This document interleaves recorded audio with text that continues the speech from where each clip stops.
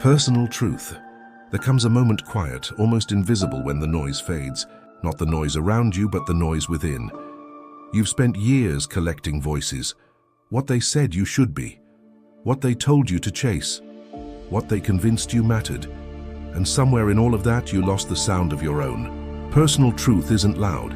It doesn't beg for attention. It doesn't trend. It doesn't need validation. It waits patiently beneath the layers of performance, fear, and approval.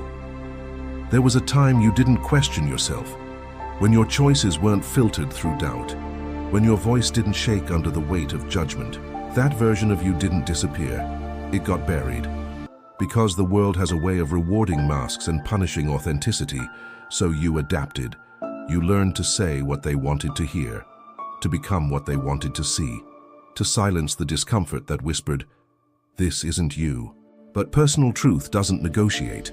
It doesn't bend to convenience. It doesn't disappear just because you ignore it. It lingers in the unease you can't explain, in the exhaustion that doesn't go away, in the quiet voice that asks, "Why does this feel wrong?" even when it looks right.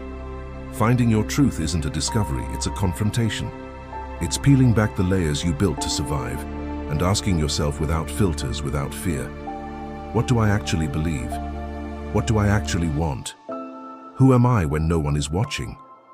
And the answers, they won't always be comfortable, because your truth might not align with expectations. It might disrupt relationships.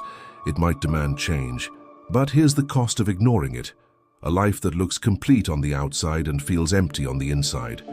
A quiet disconnection from yourself that no achievement can fix. Personal truth is not about being right. It's about being real. It's choosing alignment over approval, clarity over comfort, authenticity over acceptance. And when you begin to live from that place, something changes. Decisions become clearer. Your energy becomes focused.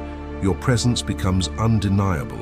Not because you're trying to prove something, but because you're no longer pretending. The world may not always understand your truth, but it will feel it. And more importantly, so will you. At some point, you have to decide, will you live a life that's accepted or a life that's true? Because in the end, the most powerful thing you can be is honest with yourself.